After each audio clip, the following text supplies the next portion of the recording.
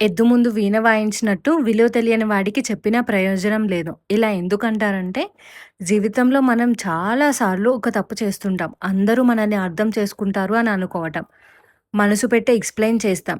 మన ఇంటెన్షన్ మంచిదని ప్రూవ్ చేయాలని ప్రయత్నిస్తాం. మళ్ళీ అదే విషయాన్ని చెప్తుంటాం. వాళ్ళు ఒక్కసారి కాకపోయినా ఇంకొకసారైనా అర్థం చేసుకుంటారని ఆశపడుతుంటాం.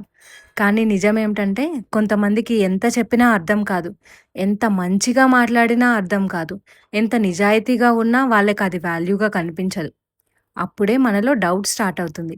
నేను తప్పుగా చేస్తున్నానా? నేను చెప్పే విధానం తప్పా? అని మనల్ని మనమే క్వెషన్ చేసుకుంటాం. కానీ ఒక్కసారి ఆగి ఆలోచించండి. ప్రతి ఒక్కరూ వినటానికి, అర్థం చేసుకోవడానికి సిద్ధంగా ఉండరు. ఎద్దు ముందు వీణ వాయించినా అది సంగీతం ఆనందాన్ని అర్థం చేసుకోదు కదా! అలానే విలువ తెలియని వాళ్ళకి మన మాటల లోతు ఎప్పటికీ అర్థం కాదు. అందుకే ప్రతి ఒక్కరూ ఎక్స్‌ప్లెయిన్ చేయటం మానేయాలి. ప్రతి ఒక్కరికి ప్రూవ్ చేయటం మానేయాలి.